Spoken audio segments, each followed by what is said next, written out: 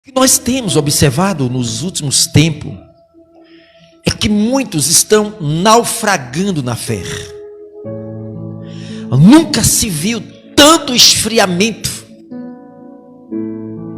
como se está se vendo no dia de hoje.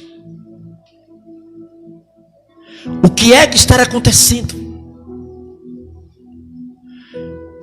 Eu creio que a igreja do Senhor passará pelo reavivamento, amada igreja. Mas eu imagino que haverá uma grande dor, haverá uma grande situação para despertar e acordar a igreja que adormece. Quando nós lemos o livro de Atos e que nós vemos a história da igreja primitiva, e se nós compararmos a igreja hoje com a igreja primitiva, nós estamos muito distantes. Era uma igreja que vivia o primeiro amor. Era uma igreja que aconteciam os sinais. Era uma igreja que o Espírito Santo ele estava sempre ativo, operando naquela igreja. O tempo se passou. A igreja se acomodou. A iniquidade entrou no coração da igreja. E a Bíblia diz: por se multiplicar a iniquidade no coração de muito, o amor esfriará. Nunca se viu tantos crentes frios como os dias de hoje, igreja. E se nós não tivermos cuidado, os cultos, a cada dia que passa parece mais, é mais um culto, não se acontece mais, não se vê mais aquebrantamento, arrependimentos, não se vê mais, amada igreja, sinais.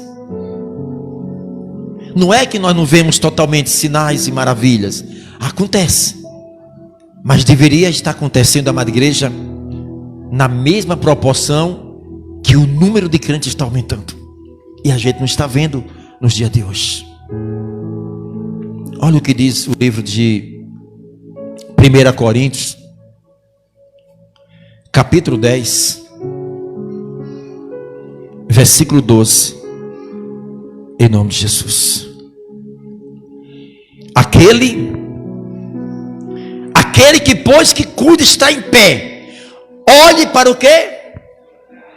Olha o que diz a palavra: aquele que pensa que está em pé, olhe ou cuide para o quê? Para que não caia. O maior perigo na vida de um cristão, amada igreja, é quando as coisas aparentemente está tudo bem, não há perseguição, não há lutas, aparentemente as coisas estão tudo bem. É aí onde mora o perigo. É aí onde o cristão ele começa a se adaptar a esse sistema. Porque se tem um momento que um cristão mais ora na sua vida, é quando ele está passando por lutas.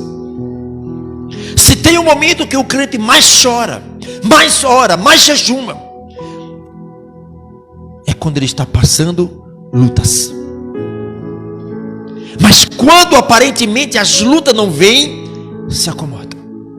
E aí Paulo diz: aquele que pensa que está em pé, cuide para que não caia. Amada igreja, a soberba é a causa da queda de muitos. A soberba, ela significa estar acima de tudo. É quando no nosso coração a gente começa a confiar mais nos nossos braços, nas nossas forças, na nossa capacidade. Eu já sei, eu sou crente, eu sou formado em teologia, eu tenho uns 10 anos, 20 anos, 50 anos de igreja. Não me importa o que nós fizemos para Deus no passado. O que importa, amada igreja, é o estado espiritual que nós nos encontramos agora. Porque a Bíblia diz que adianta ganhar o mundo inteiro e perder a sua alma. O que nós fizemos ontem, pastor, eu ganhei 10 almas. Pastor, eu orei nos doentes, foram curados. Eu orei nos endemoniados, foram libertos. O que importa, igreja, é como estar agora o nosso estado espiritual. E nós vamos analisar a vida de um homem de Deus chamado Pedro. Um homem, um simples pescador, que Deus, o Senhor passando por uma praia e vê Pedro pescando, e Jesus convida Pedro para que ele largasse a rede, e que ele não fosse mais um pescador de peixe, mas um pescador de almas. A palavra, ela tem registro de muitos feitos de Pedro, e eu gostaria que você abrisse sua Bíblia no livro de Mateus, no livro de Lucas, capítulo 22, 31. No livro de Lucas, no capítulo 22, versículo 31, em nome de Jesus. Lucas 22, 31. Todos encontraram? A palavra diz, vamos lá, todos encontraram? Disse também o Senhor: Simão, Simão, eis que Satanás vos pediu para vos cirandar como trigo, mas eu roguei por ti, para que a tua fé não desfaleça, e quando te converteres, confirma os teus irmãos. E ele disse: Senhor, estou pronto a ir contigo até a prisão e a morte. Observe uma coisa, igreja. Quem falou para Pedro foi Jesus. Pedro falou para os discípulos, falou para todos. Mas Deus estava observando o coração entre os 12 discípulos, um chamado Pedro. Pedro, Satanás está me pedindo para cirandar. O que significa cirandar? Naquela época, o trigo, ele era extraído da seguinte forma: ele colocava o trigo no chão, pegava os animais, e os animais ficavam pisando no trigo, pisando no trigo. Depois que terminava esse processo, pegava o trigo e a palha e lançava para o alto. O vento vinha, o que era palha, o vento levava, o que era trigo, o trigo caía. Mas o trigo era pisado. Era exatamente o que o diabo estava pedindo ao Senhor. Jesus, eu quero Pedro. E Jesus avisou a Pedro. Por que Satanás entra nessa história, amada igreja? Vocês não têm ideia. Como diz a própria palavra do Senhor, que o anjo do Senhor acampa ao lado dos que o temem e os livra.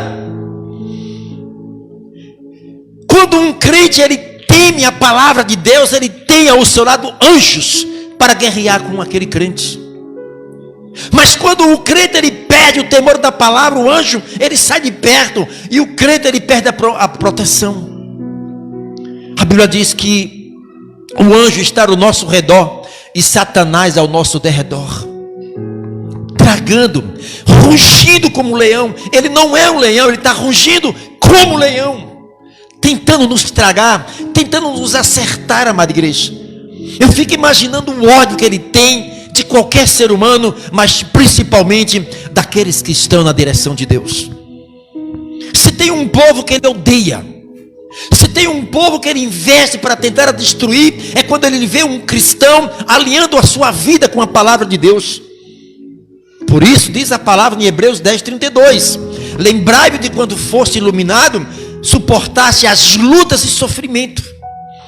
Por que Paulo está falando isso? Através do Espírito Santo para a igreja de Coríntios. Lembre no dia que vocês foram iluminados. Qual foi o dia que nós fomos iluminados? Naquele momento que você aceitou Jesus como Senhor e Salvador da tua alma. Você se tornou o quê? Iluminado. A luz do Espírito Santo brilha no teu espírito. E Paulo diz: lembra deste dia. E por causa disso virá sofrimento, virá lutas. Por que isso? Porque Satanás, ele não atira em quem está morto, ele atira em quem está vivo. Quanto mais você procura vivificar o Espírito Santo na tua vida, quanto mais você procura se levantar, o diabo na mesma proporção também se levanta para tentar te derrubar. Ele está preocupado comigo e com você. Ele não está preocupado com aquele crente que não tem compromisso com a palavra de Deus. Ele não está preocupado com aquele crente que tem um pé na igreja e outro no mundo. Esse não faz medo para ele. Esse não é ameaça para as trevas. Mas aquele que está vivendo uma vida diante do Senhor, aquele que está se esforçando, aquele que está procurando viver uma vida de santificação, esses é que recebe pedrada. E de repente você não entende: pastor, por que eu tenho sofrido tanta injustiça? A palavra diz, amada igreja: bem-aventurado todos aqueles que sofrem perseguição por causa da minha palavra. No momento que vocês estão sendo atacados, injustiçados, que pessoas se levantam contra você, acusa você de algo que você não fez nada, a amada igreja, não é para você ficar triste, é para você glorificar a Deus. Não se atira pedra em uma árvore que não dá fruto. O diabo não está preocupado com quem está morto. Se você for numa estrada, encontrar uma cascavel morta, se você for numa estrada, encontrar um leão morto, faz medo. Você identificou que ali está as moscas por cima, está morto. Eu duvido que vocês vão voltar correndo. Você já viu que está morto? Você vai passar, vai olhar, e você tem a convicção que aquele leão está morto. Aquela cobra não faz mais perigo nenhum, não oferece mais perigo nenhum, porque você viu que está morto. Assim é o diabo que faz com as pessoas que estão mortas espiritualmente. Ele não está nem aí. Crente que está morto espiritualmente não faz ameaça a Satanás. E ele é estratégico. E ele deixa de lado. Ele não está preocupado com quem está morto espiritualmente, mas ele está preocupado com aqueles que estão se levantando espiritualmente. E ele tem estratégia para tentar atingir aqueles que estão crescendo espiritualmente. Quando Jesus fala a Pedro, Satanás está pedindo para se lhe dar você, Pedro. Pedro, cuidado, Pedro.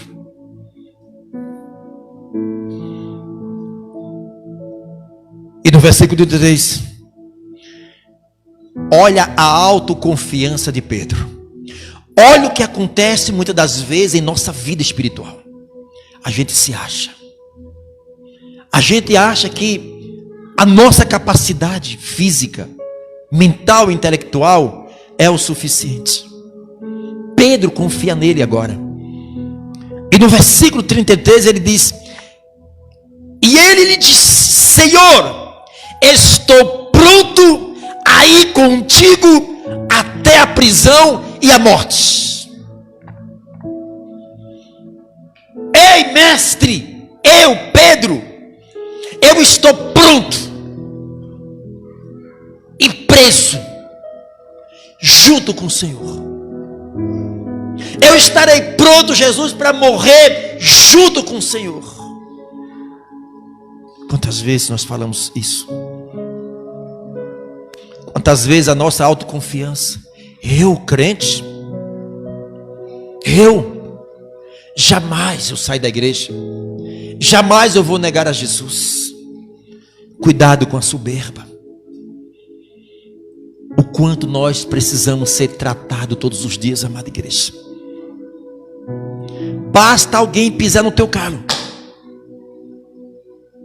acabou o homem de Deus.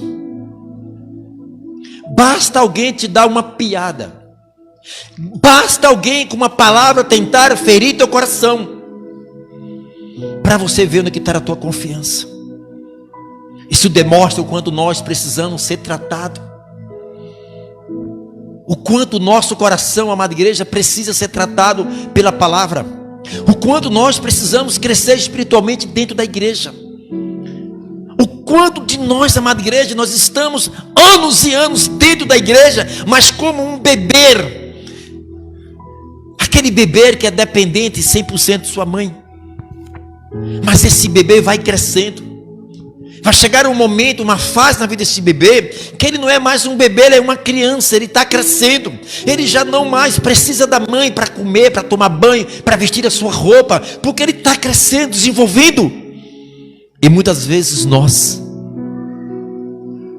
dentro da igreja, nós estamos como um bebê, amada igreja, dependendo de Deus para tudo.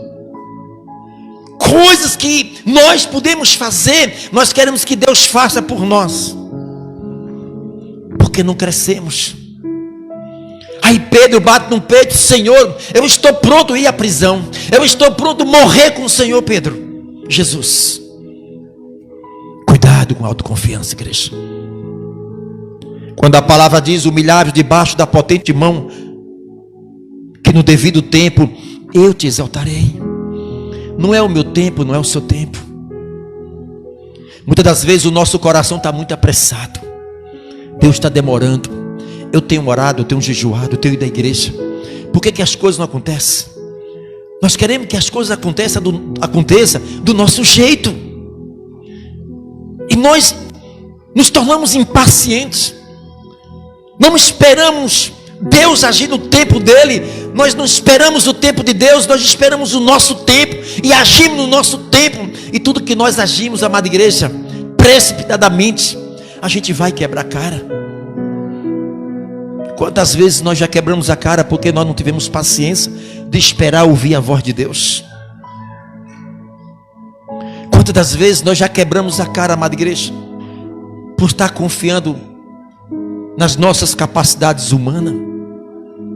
Quantas das vezes Deus quer agir na nossa vida, a gente não deixa Deus agir em nossa vida, a gente age primeiro do que Deus. Em outras palavras, Deus fica no teu canto aí. O Senhor está demorando demais, deixa que eu vou resolver essa parada aqui. Quantas vidas são destruídas? Quantos relacionamentos foram destruídos? Porque simplesmente a gente quer resolver as coisas no nosso tempo e não temos paciência para esperar o tempo de Deus. Pedro, ele está afoito. Pedro, ele se acha que está preparado. Senhor, estou preparado para ir para a prisão. Estou preparado, Senhor, para ir morrer junto com o Senhor. Aí Jesus diz para ele, versículo 34: mas ele disse: digo-te, Pedro, que não cantará hoje um galo antes que 3 vezes negues que me conhece. Vai lá no livro de Mateus 26. Volta aí no Mateus 26. 26. No livro de Mateus 26.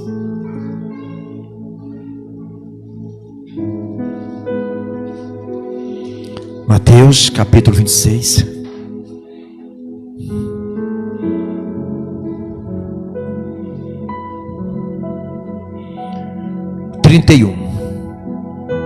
Então Jesus lhe disse: todos vós esta noite vos escandalizeis em mim, porque está escrito: ferirei o pastor e as ovelhas do rebanho se dispersarão.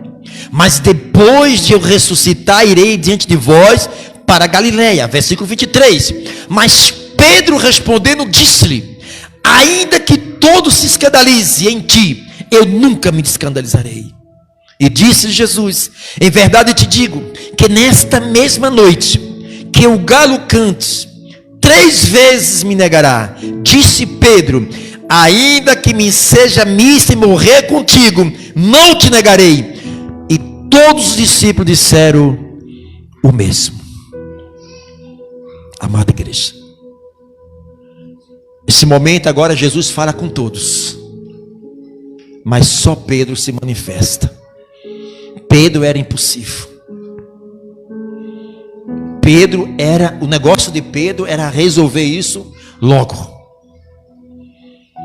Há quantos crentes impossíveis? Há quantos crentes que não esperam o tempo de Deus?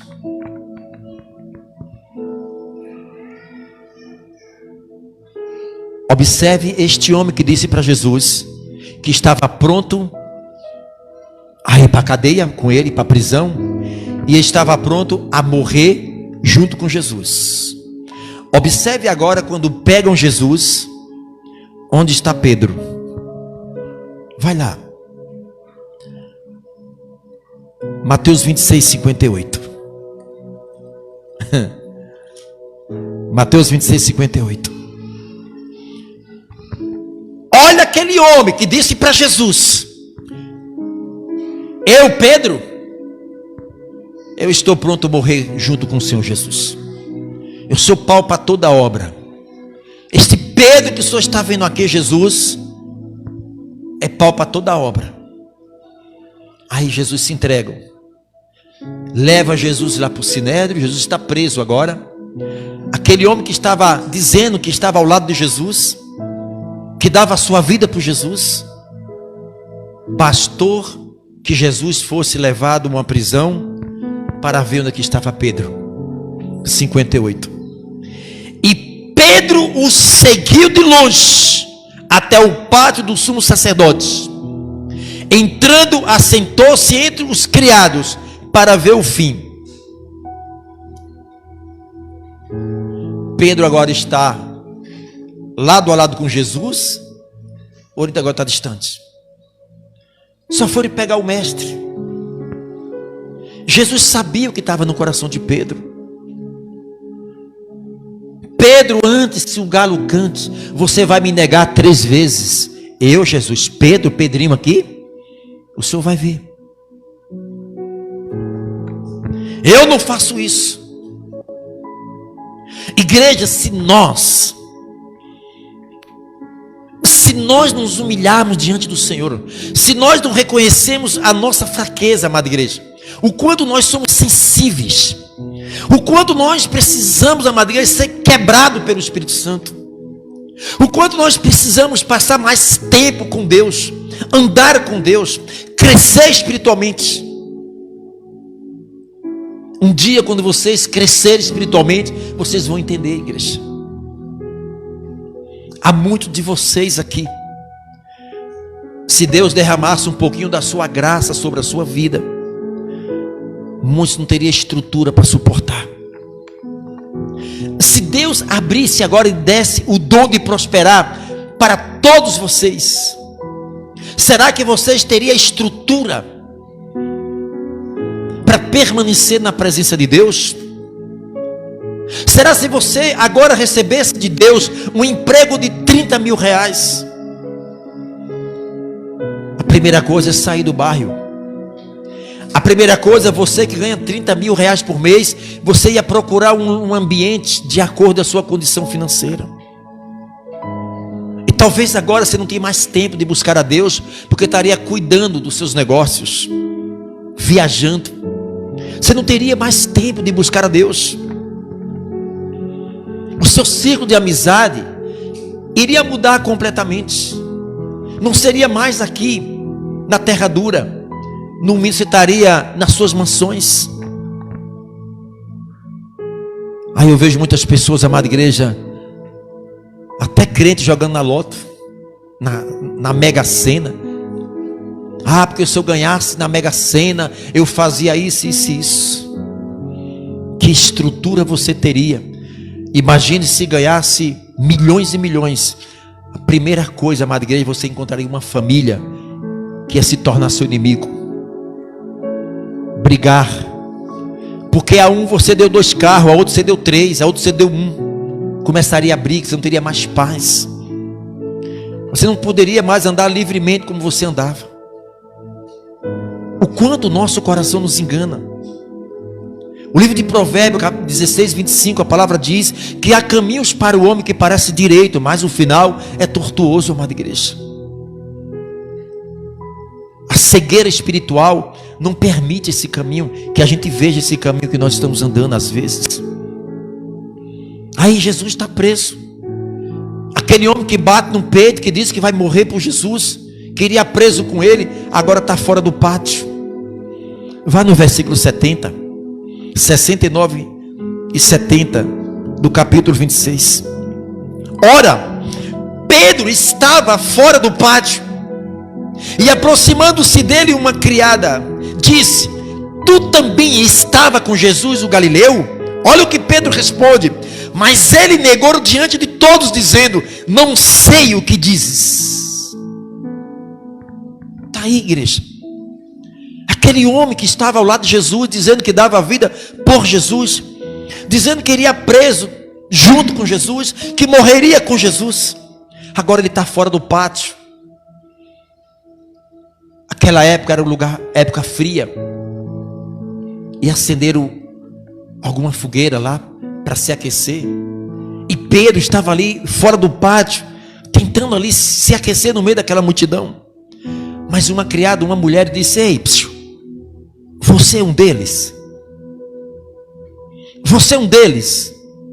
Aí Pedro olha e diz: quem, eu, Pedro? Eu sei lá quem é esse Jesus. Eu nunca vi esse homem. Eu não sei quem é ele. Quantas das vezes nós fazemos isso lá fora, igreja? No momento que nós cometemos um péssimo testemunho, quando lá fora nós não damos exemplo de um cristão, que cometemos fazer erros lá fora, pecar lá fora, você está dizendo para Jesus, nós estamos dizendo: Senhor, eu não te conheço. Aquelas pessoas que ao olhar em nós e precisa ver Jesus em nós, não vê Jesus em nós. É esse momento onde estamos negando Jesus. Eu não sei quem é esse Jesus, eu não conheço, eu nunca vi falar desse Jesus. Olha a máscara de Pedro caindo. Eu não sei quem é. Observe que a consciência de Pedro estava morta. A consciência de Pedro estava morta, amada igreja. Porque como que ele diz que dava a vida por Jesus?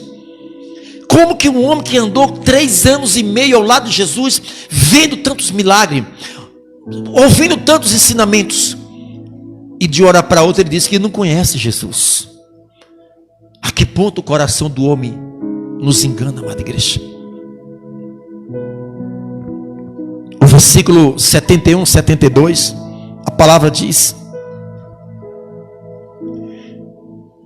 e saindo para o vestíbulo, outra criada viu e disse o que ali estavam. Este também estava com Jesus o Nazareno. E ele negou outra vez com juramento: não conheço esse homem. Igreja, agora não vem mais uma criada, uma mulher, não vem mais uma pessoa para dizer: você é um dos que serve a Deus. Aí vê 2 agora. Não, este estava também. Esta outra estava afirmando: esse homem é um seguidor de Cristo, este homem é um crente em Cristo Jesus. E pela segunda vez ele abre a boca e diz: eu não sei quem é esse homem. A palavra de Deus diz que Jesus, ele veio para os seus, e os seus abandonaram. Como que pode, amada igreja, a criatura se levantar contra o Criador? Aquele homem que veio salvar a humanidade, esta humanidade agora estava pedindo a cabeça de Jesus. Crucifica este homem. O ódio que dá do coração do homem contra Jesus. Jesus, ele disse a Pedro que antes que o galo cantasse, ele ia negar 3 vezes. Pedro já negou 2 vezes. Além de seguir Jesus de longe, ele está negando Jesus. Isso pode ocorrer, amada igreja, na vida de um crente hoje. Um cristão hoje que está andando distante de Jesus, negando Jesus. São os crentes mortos ambulantes. Esses o diabo não tem medo. Esses crentes mortos espirituais, eles não representam ameaça para as trevas. Estão mortos. além de estar seguindo Jesus distante, já nega 2 vezes Jesus. E a consciência dele não acorda. Irmãos, às vezes o nosso coração está tão endurecido, que está cometendo pecado, e a consciência está morta diante de Deus. A gente não está nem aí. É a misericórdia de Deus que nos sustenta, igreja. É a misericórdia de Deus que nos sustenta. Nós não temos mérito nem de estar aqui na casa do Senhor. O quanto nós somos falhos. Às vezes é como Pedro. Ele se esforçou para mostrar para Jesus que ele era espiritual. Mas Jesus viu que o espírito de Pedro precisava ser tratado, igreja. Precisaria um choque para que acordasse Pedro. 2 vezes Pedro nega aqui a Jesus. Vai para o 73 e 74. E daí a pouco aproximou-se o que ali estava e disseram a Pedro: verdadeiramente também tu és um deles. Tu és deles, pois a tua fala o quê? Então começou ele a praguejar e a jurar, dizendo: não conheço esse homem. Imediatamente o galo cantou. E lembrou-se Pedro das palavras de Jesus e dissera: antes que o galo cante 3 vezes me negarás. E saíram dali, chorou o quê? Amargamente. A ficha caiu. Foi necessário ele negar 3 vezes para se cumprir o que Jesus falou na vida dele. Porque Jesus sabia que ele ia negar a primeira vez e a consciência estava morta, estava nem aí. Ele ia negar a segunda vez e a sua consciência estava morta diante do Senhor. Mas na terceira vez ele ia lembrar das palavras que o Senhor falou. E a Bíblia diz que ele chora amargamente. Agora houve um arrependimento. Agora houve um arrependimento na vida de Pedro. A partir deste momento que houve um arrependimento sincero, a vida de Pedro foi transformada completamente. A partir deste momento que ele chora, a Bíblia não fala mais de um Pedro medroso, de um Pedro que negou a Jesus. O Pedro agora, ele chora amargamente, ele se arrepende. E ele agora realmente tem um encontro real com o Mestre. E quando nós olhamos na palavra do Senhor, nós vemos um Pedro agora, amada igreja. A partir do momento que ele recebe o Espírito Santo, a primeira pregação de Pedro se converte 3.000 almas. A segunda pregação de Pedro se converte 5.000 almas. O primeiro milagre que Pedro fez, amada igreja, agora é um Pedro ousado, um Pedro cheio do Espírito Santo, um Pedro que agora passou por um processo de um novo nascimento. Um Pedro, não aquele Pedro que andou 3 anos e meio com Jesus, mas era impossível, sanguinário. O homem que andava armado com uma espada, o homem que estava com Jesus, mas pegou a sua espada para cortar a cabeça de um soldado chamado Malco. Agora Pedro passa por um processo de transformação. Aquele Pedro agora é um Pedro que ele se arrependeu amargamente dos seus pecados.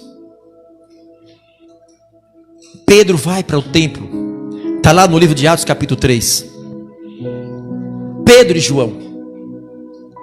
Agora nós vemos uma história daí para frente de Pedro, cheio de virtude, cheio de poder. Pedro, a Bíblia diz que Pedro vê um homem coxo, aleijado de nascença, na porta do templo. Ele disse: olha, eu não tenho nem ouro nem prata, mas o que eu tenho te dou. Anda em nome de Jesus, ou levanta em nome de Jesus. Aquele homem, ele é curado. A palavra apresenta agora Pedro, a sombra de Pedro, passando sobre os doentes, e os doentes sendo curados. Aquela Doca, amada igreja, a mulher que estava morta, Pedro ressuscita. Pedro começa a ser um verdadeiro imitador de Cristo. Jesus ressuscitou, Pedro também ressuscitou. Jesus curou, Pedro também curou. Jesus pregou o evangelho de poder, Pedro também pregou o evangelho de poder, amada igreja. Até quando iremos um dia se arrepender definitivamente, amada igreja, e fazer com que o Espírito Santo ele venha agir no nosso espírito? Aquilo que o Espírito Santo fez na vida de Pedro é o que o Espírito Santo quer fazer no nosso espírito hoje. O que nós devemos evitar na nossa vida é um espírito de religiosidade dentro de nós. Nós não podemos admitir isso na nossa vida espiritual. Eu não sou religioso, eu não tenho um espírito religioso. O que eu tenho é a presença do Espírito Santo no meu espírito. O Espírito Santo, ele se alegra com o meu espírito. O Espírito Santo, quando ele olha para o meu espírito, ele encontra a sua palavra, ele encontra grau de comprometimento. O Espírito Santo, ao olhar para o meu espírito, ele vê o meu espírito sempre trabalhando. O Espírito Santo tem liberdade para trabalhar no espírito do homem quando nós cedemos o Espírito Santo. E aí ele fica ativo na vida do crente. Agora não é mais o seu espírito que está fazendo a obra do Senhor, não é mais o seu espírito que está pregando, não é mais o seu espírito que está louvando, amada igreja. Agora é o Espírito Santo que está agindo no seu espírito para fazer aquilo que o Pai quer que você faça. Aí o homem passa por um processo de transformação. Ele foi recriado, foi implantado dentro dele a natureza de Deus. Agora ele tem uma consciência ativa, viva diante de Deus. Como é bom servir a Deus. E melhor ainda, amada igreja, é procurarmos ser um imitador de Cristo. Ser imitador de Cristo. A palavra diz: sejais os meus imitadores. Devemos andar como Jesus andou. Devemos pensar como Jesus pensa, agir como Jesus age. Isso não é impossível. Isso não é obra do homem. Isso é obra do Espírito Santo no espírito do homem. Até nós entendemos isso, amada igreja, a gente vai penar muito tempo na igreja, passar por muitas tempestades. A maturidade espiritual, ela vem, amada igreja, concernente a uma vida pautada na palavra de Deus.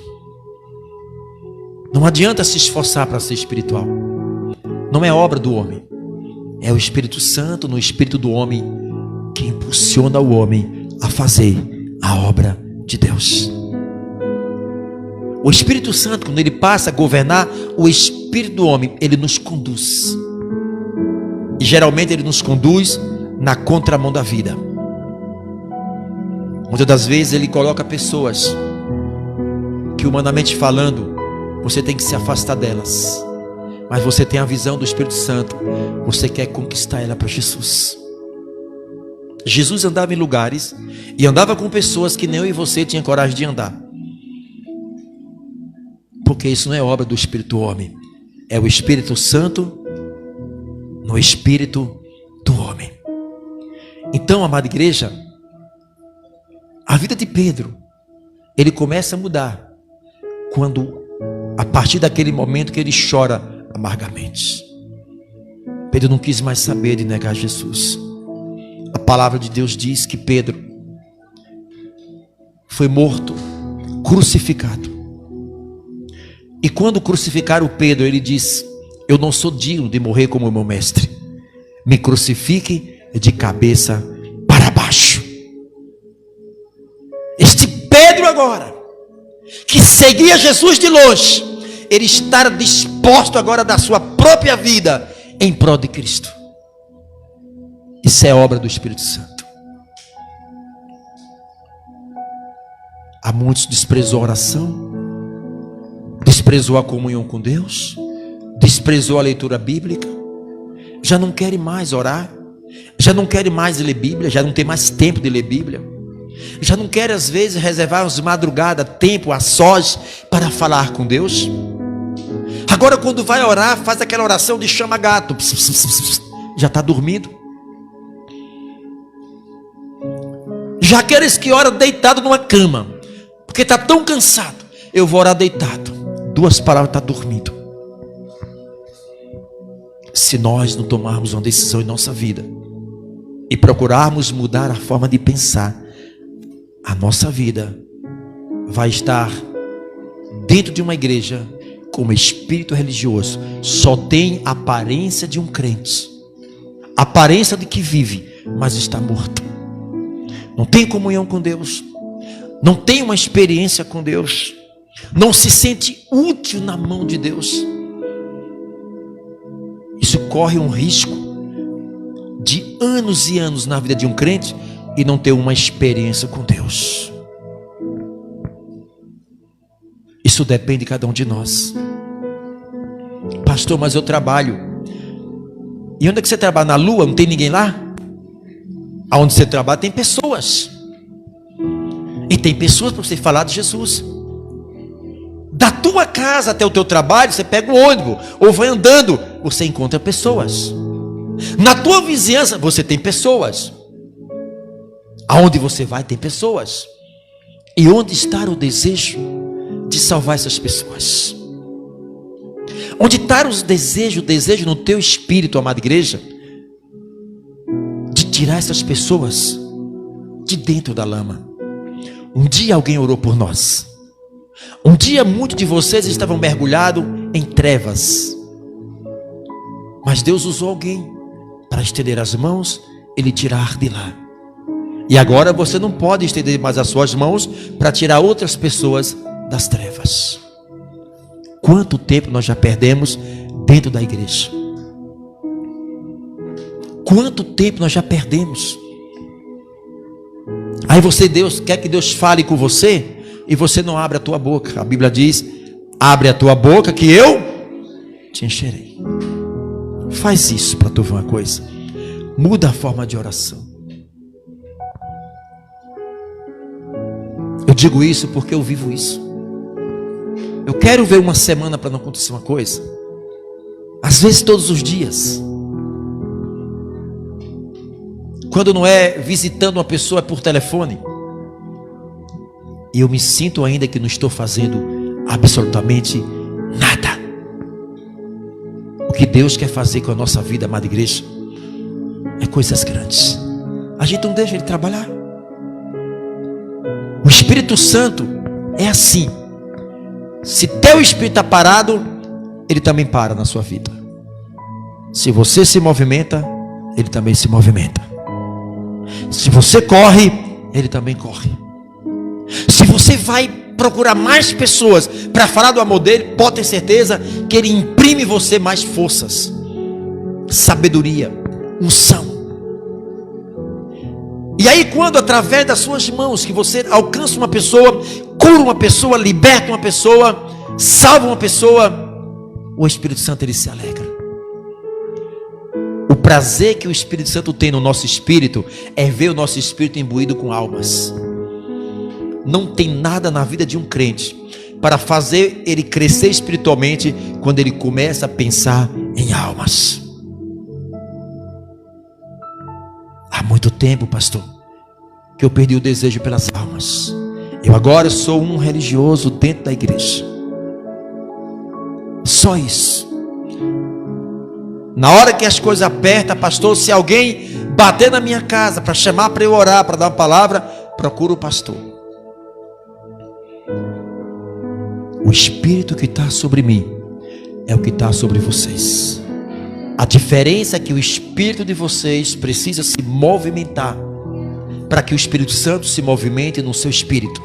E aí você comece a fazer a verdadeira obra do Senhor. Amém, igreja?